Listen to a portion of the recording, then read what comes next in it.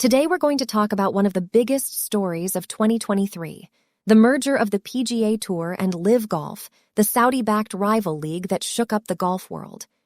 But wait, you say, this is a crime channel. We talk about really macabre stuff here. We talk about scams and horrible crimes.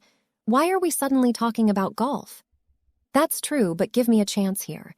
There's so much going on in this story that I think my audience would like to learn about it. LIV Golf, launched by the Saudi Public Investment Fund, is a golf series challenging the PGA Tour's dominance. It offered large prizes and appearance fees, planning 18 tournaments with a $200 million purse in 2023. The PGA Tour banned players joining LIV Golf and criticized its Saudi backing. Surprisingly, on June 6, 2023, the PGA Tour reconciled with LIV Golf and the DP World Tour, creating a new entity to unify golf and combine commercial businesses. The merger resolved disputes, allowed players to participate in major events, and had financial support from the PIF. However, some criticized the merger, feeling betrayed and questioning the PGA Tour's integrity, while others denounced it for partnering with Saudi Arabia, accusing them of terrorism funding and sports washing. This story has everything: money, power, guys in polo shirts hitting golf balls, corporate machinations, Saudi money, Donald Trump, betrayal, lies, and courtroom drama. Before we go further, please give the video a like. That really helps with the algorithm. I apologize for putting this in the middle of the video, but the channel has stopped growing recently. Before we get to LIV Golf, let's address the obvious first question that anyone new to this story would have. How did golf, which is usually played on grassy courses that require a lot of water, somehow pique the interest of Saudi Arabia, which has very little water and grass but a lot of sand, instead? Golf originated in Scotland in the Middle Ages, where it was played with wooden clubs and balls on natural links courses. The first record of golf in Scotland dates back to 1457, when it was banned by Parliament as it was seen as a distraction from military training. The ban was repealed in 1502, and King James IV made the first documented purchase of golf clubs in the same year. Golf became popular among the Scottish nobility and royalty, who often played at St. Andrews, the oldest and most famous golf course in the world. Golf also spread to other parts of the United Kingdom, especially England, where it was introduced by Scottish migrants and travelers. The first golf club outside Scotland was founded in London in 1744. Golf further expanded to other countries through the British Empire, which established golf courses and clubs in its colonies and territories. Golf was especially popular in India, Australia, Canada, South Africa, and the United States, where it developed its own variations and traditions. Golf became a global sport in the late 19th century, when it attracted international players and spectators. The early introduction of golf to the Middle East can be traced back to the early 20th century, when the British built the first golf course in Egypt for their military and diplomatic personnel. The Jazeera Sporting Club in Cairo was the first golf club in the Middle East, established in 1909 by the British Army. The club had a 9-hole course that was later expanded to 18 holes. The club also hosted the first Egyptian Open in 1921, which was won by Hassan Hassanain, a local player who became a successful international professional. The Alexandria Sporting Club was another golf club founded by the British in Egypt in 1890. The club had a 6-hole course that was later extended to 18 holes. The club attracted many prominent members, such as King Farouk of Egypt and King George V of Britain. Other grass courses were later developed in Egypt, such as the Mena House Golf Course near the Pyramids of Giza. Egypt also became a popular destination for golf tourists, especially during the winter months. Golf also reached other Middle Eastern countries through British and American influence, especially in the oil-rich regions of the Arabian Peninsula. However, due to the scarcity of water and grass, most of the courses were made of sand or oil-soaked browns instead of greens. The sand courses required special rules and equipment, such as hitting off a piece of artificial turf or using a large-headed club called a niblick. Some of the sand courses were built by oil companies for their employees and were not open to the public. For example, the Bahrain Petroleum Company built a 9-hole course in Awali in 1935, and the Kuwait Oil Company built a 9-hole course in Amadi in 1948. In the 30s, oil companies such as Aramco and Chevron built sand courses for their employees and guests in Saudi Arabia. These courses were located in oil fields and camps and were not open to the public. Other sand courses were located in military bases or diplomatic compounds, such as the Royal Air Force Golf Club in Yemen and the British Embassy Golf Club in Iran. Despite these limitations, golf enthusiasts in the Middle East managed to organize tournaments and competitions among themselves and with other countries. Some notable events included the Arabian Gulf Tournament, which started in 1947 and involved teams from Bahrain, Kuwait, Qatar, and Saudi Arabia, and the Middle East Open, which started in 1966 and involved players from Egypt, Iran, Iraq, Jordan, and Lebanon. Golf in the Middle East underwent a remarkable transformation in the late 1980s when Dubai opened its first all-grass championship course, the Emirates Golf Club. The club was dubbed the Desert Miracle and attracted international attention and recognition. The club also hosted the first European Tour event in the region, the Dubai Desert Classic, which became an annual fixture on the calendar. The first grass course in Saudi Arabia was built in 1976 by Aramco at its headquarters in Dhahran.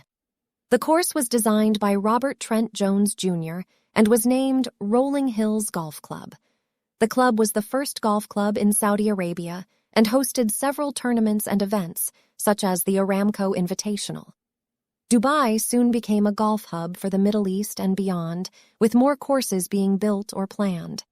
Some of these courses are part of luxury resorts or real estate developments that cater to tourists and investors. Some are also integrated with environmental and social initiatives that aim to conserve water, promote biodiversity, and support local communities. Dubai's success inspired other countries in the region to follow suit and invest in golf development. Bahrain, Oman, Qatar, Saudi Arabia, and Abu Dhabi all opened their own grass courses and hosted professional tournaments. Qatar's Doha Golf Club has been hosting the Qatar Masters since 1998, while Abu Dhabi's Yas Links has been hosting the Abu Dhabi HSBC Championship since 2006. Saudi Arabia's Royal Greens Golf and Country Club has been hosting the Saudi International since 2019. The Saudi royal family became interested in golf as part of its Vision 2030, a strategic plan to diversify the kingdom's economy and society away from oil dependence and conservative norms. Golf is seen as a way to attract foreign investment, tourism, and entertainment, as well as to promote sports and health among the population.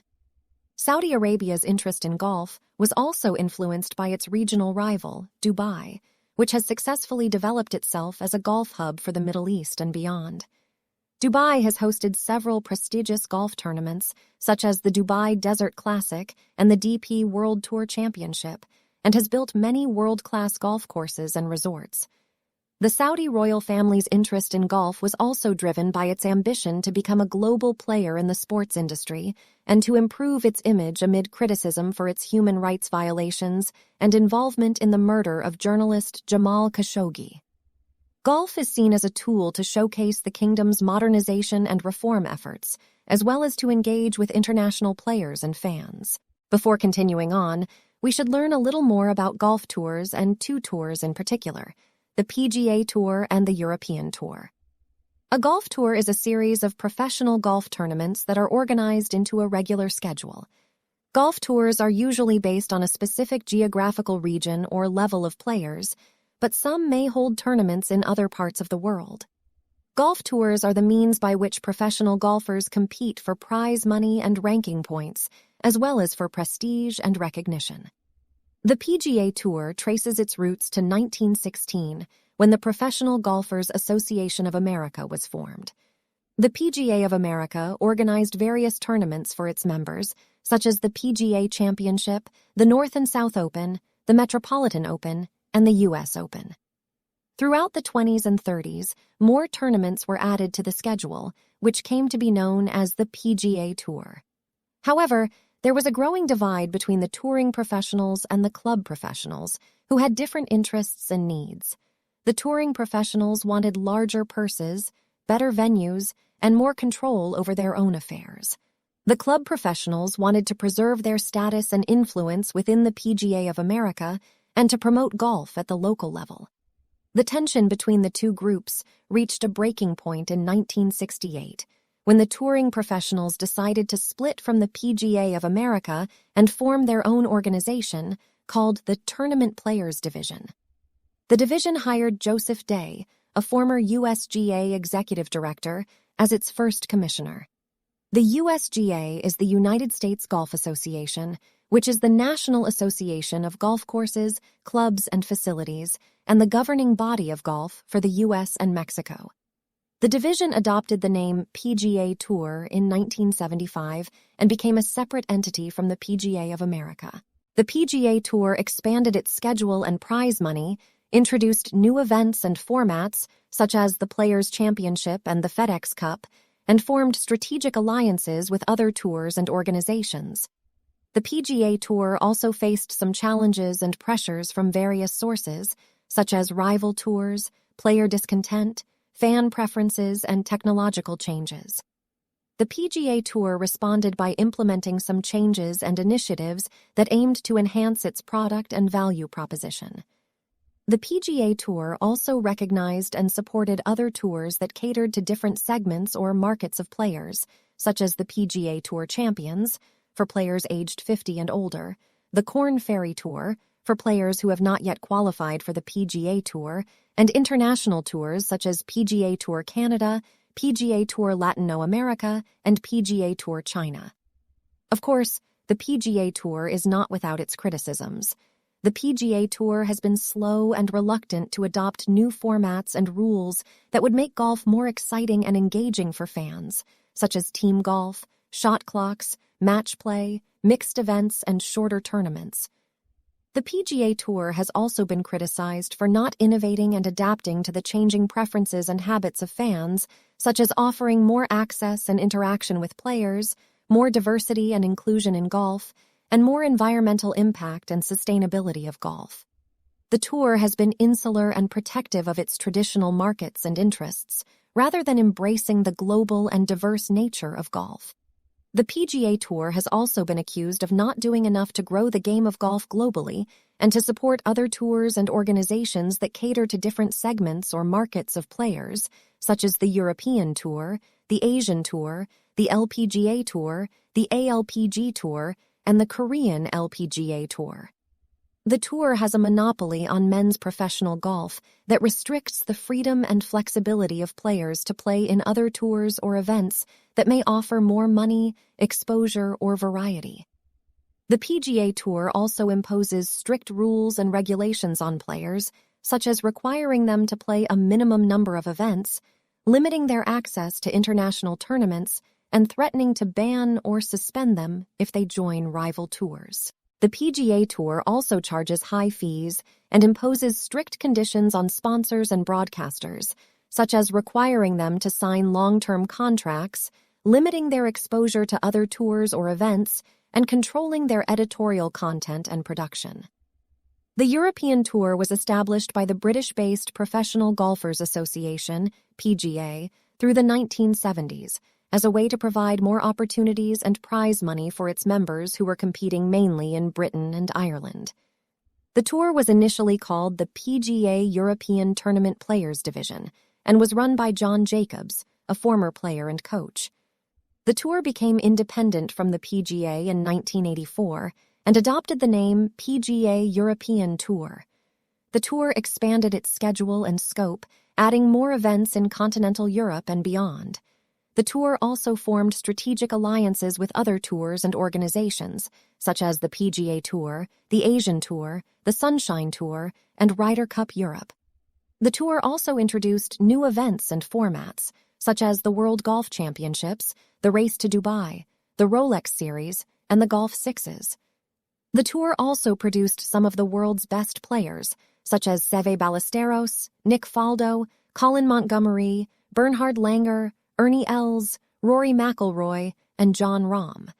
However, the European Tour was unable to compete with the PGA Tour, which has offered more money, prestige, and exposure to players and sponsors. The European Tour also lost some of its marquee events and venues, such as the BMW PGA Championship at Wentworth and the Open de France at Le Golf National. In November 2021, it was announced that DP World, a Dubai-based company that provides global smart end-to-end supply chain and logistics solutions, would become the title sponsor of the European Tour from 2022, renaming it as the DP World Tour. The agreement was hailed as a historic and groundbreaking deal that would elevate the tour in every way, grow the game of golf globally, and drive positive community impact. DP World had been associated with the European Tour since 2009, when it became the sponsor of its Race to Dubai, the season-long competition that culminates in the DP World Tour Championship, the final event of the Rolex Series. The deal also involved increasing the total prize money to over $200 million for the first time, with a minimum prize fund of $2 million for all tournaments solely sanctioned by the DP World Tour. The deal also included new tournaments in the UAE, Japan, South Africa, and Belgium, and an expanded Rolex series comprising 5 events. The deal also marked the 50th anniversary of both DP World and the European Tour, which were both established in 1972. However, some human rights activists opposed DP World's sponsorship of the European Tour, accusing DP World and the UAE of using golf as a tool to sports-wash their image amid allegations of human rights violations and involvement in regional conflicts. Human rights activists urged golfers, fans, and sponsors to boycott or protest against DP World's sponsorship of the European Tour. They also called on the European Tour to reconsider its partnership with DP World and to use its influence to promote human rights and social justice in the UAE and beyond. The idea of creating a new golf tour that would challenge the dominance of the PGA Tour was not new. In fact, it had been discussed for decades by various parties who felt dissatisfied with the status quo of professional golf. One of the earliest attempts was made by Greg Norman, one of the greatest golfers of all time, who is only behind Tiger Woods for most weeks spent as the world's #1 ranked golfer. Norman, who is currently CEO of Live Golf, proposed a world tour in 1994 that would feature 10 events with $3 million purses each. Norman's plan was backed by Fox Sports, but it was rejected by PGA Tour Commissioner Tim Fincham, who threatened to suspend any player who joined Norman's tour. Norman eventually backed down and abandoned his plan. Another attempt was made by Mark McCormick, the founder of IMG, an international management organization serving sports figures and celebrities, who envisioned a World Series of golf that would feature 12 events with $5 million purses each. McCormick's plan was supported by some top players, such as Tiger Woods, Ernie Els, and Nick Price, but it was also opposed by Fincham, who launched his own World Golf Championship Series in 1999 to counter McCormick's proposal. A third attempt was made by Andrew Gardner, a former executive at Barclays Capital, who came up with the concept of the Premier Golf League, PGL, in 2014. Gardner's plan was to create an 18-event tour with $20 million purses each that would feature 48 players divided into 12 teams. Gardner's plan was inspired by Formula One racing and aimed to make golf more exciting and engaging for fans. The early beginnings of Live Golf can be traced back to 2019, when Andrew Gardner had talks with Saudi investors to fund the Premier Golf League. The PGL faced strong opposition from the PGA Tour, which viewed it as a threat to its business model and integrity. The PGA Tour also implied that players who joined the PGL would be barred from PGA Tour events and majors. The PGL struggled to secure enough players and sponsors to launch its tour. However, the Saudi investors decided to fund their own entity, which had its own plan to establish a global professional league. This entity was formally launched in October 2021 as Live Golf Investments by the Public Investment Fund, the Sovereign Wealth Fund of Saudi Arabia, with former professional golfer Greg Norman named as CEO. The name LIV refers to the Roman numerals for 54, the score if every hole on a par 72 course were birdied, and the number of holes to be played at LIV events. LIV Golf announced its intention to rival the PGA Tour and offer lucrative prize money and incentives to attract top players from around the world. LIV Golf also announced its different format and rules than traditional golf tours, such as playing 54 holes instead of 72 and having a team championship at the end of the season. LIV Golf held its first event in June 2022 at the Centurion Club near London. The event was part of the LIV Golf Invitational Series, which featured 8 54-hole no-cut stroke play tournaments and a final team championship. The Invitational Series became the LIV Golf League in 2023. LIV Golf also entered into strategic alliances with other golf tours, such as the Asian Tour. LIV Golf also applied to be included in the official World Golf Ranking, which would grant ranking points and eligibility for majors to its players. The PGA Tour's response to competition from LIV Golf was swift. The tour increased prize money and incentives for players, especially for regular season events that often struggle to attract top players. The PGA Tour also introduced a $40 million player impact program that rewards players based on their popularity and impact on fan engagement. They also improved scheduling and programming for fans, especially for international markets that often have to watch golf at inconvenient times. The PGA Tour revamped its calendar by moving some events around to create more continuity and clarity. The tour also suspended players who competed in LIV events, accusing them of helping Saudi Arabia's sports washing of its human rights record. We have come across the term sports washing earlier in the video when we were talking about DP World sponsoring the European Tour. So, let's learn a little bit more about this. Sports washing is the practice of using sports events or investments to improve the image and reputation of a country or entity that is accused of human rights violations or other negative actions. Sports washing aims to distract attention from these issues and to portray a positive and progressive image to the world. Saudi Arabia is one of the most prominent examples of sports washing in recent years. The oil-rich kingdom has been accused of human rights violations, such as the crackdown on dissent, the imprisonment and torture of activists, journalists, and academics, the discrimination and oppression of women and minorities, and the involvement in regional conflicts, such as the Yemen War and the murder of journalist Jamal Khashoggi. However, Saudi Arabia has also spent billions of dollars on hosting or investing in high-profile international sports events or entities as part of its Vision 2030 plan to diversify its economy and modernize its society. Other than golf, other sports where Saudi Arabia have invested are Formula One, which has signed a 10-year deal with Saudi Arabia to host a race in Jeddah from 2022. WWE, which has signed a 10-year deal with Saudi Arabia to host multiple shows a year. Boxing, which has hosted several events headlined by stars like Amir Khan, Anthony Joshua, and Andy Ruiz Jr. Saudi Arabia, has also invested in several soccer clubs around the world, such as Paris Saint-Germain, Newcastle United, and Sheffield United. Despite the PGA's response, though, LIV Golf managed to bring in several prominent golfers onto their tour.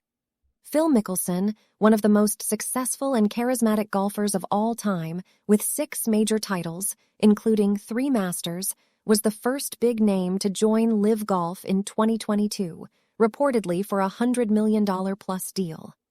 Dustin Johnson, a former world #1 golfer who has won 2 majors, including the 2020 Masters. He is also one of the most popular and marketable golfers in the world. Brooks Koepka, one of the most dominant and outspoken golfers of his generation, with 4 major titles, including 2 U.S. Opens and 2 PGA championships. He is also known for his rivalries and controversies with other golfers, such as Bryson DeChambeau and Rory McIlroy. Cameron Smith, one of the rising stars and fan favorites in golf, with 6 PGA Tour wins, including the 2022 British Open. Bubba Watson, one of the most creative and entertaining golfers in the world, with 2 Masters titles and 12 PGA Tour wins.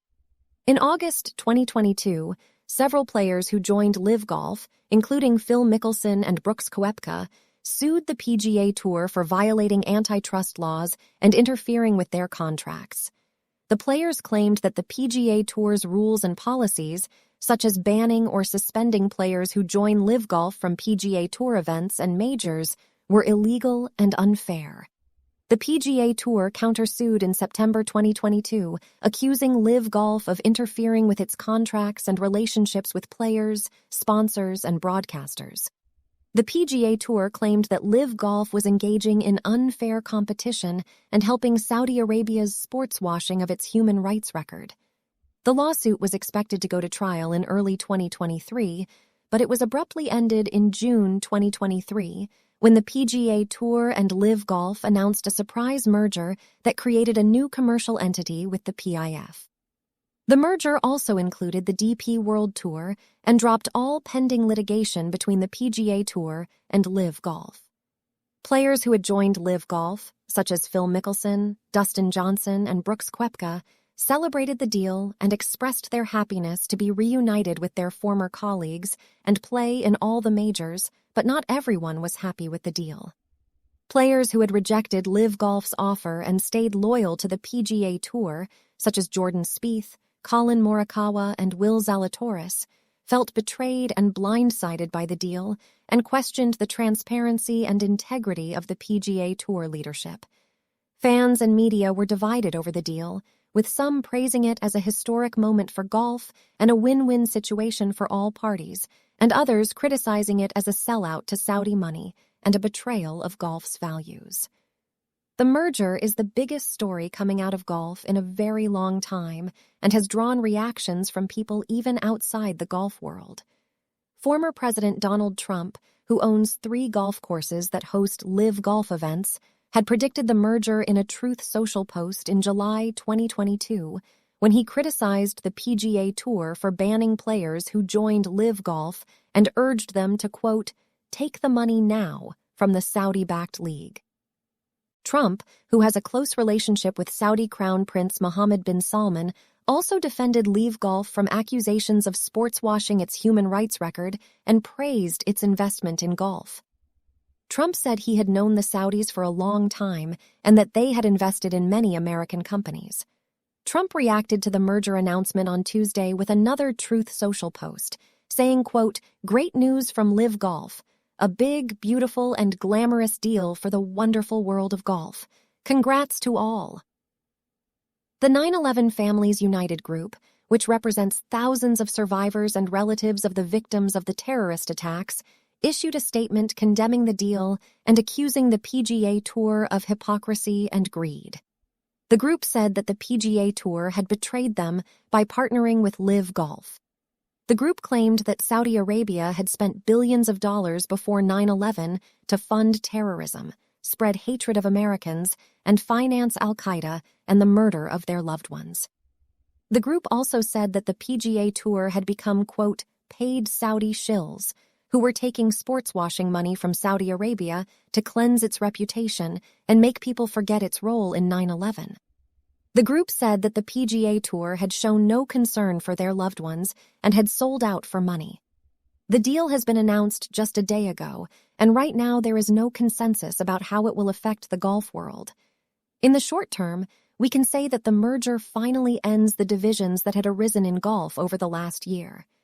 It also benefits current players by creating a unified and global platform for golf, with more tournaments, more prize money, more ranking points, and more exposure for the players and the sport. It's also good for fans and the sport in the short term. The merger allows players to participate in all the majors and other prestigious events, regardless of their tour affiliation, and to compete against the best players in the world. However, it's not all good. Remember, one of the criticisms that was frequently levied against the PGA Tour was its dominance. The merger of the 3 largest golf tours creates a monopoly or a cartel in golf, which could harm competition, innovation, and consumer welfare.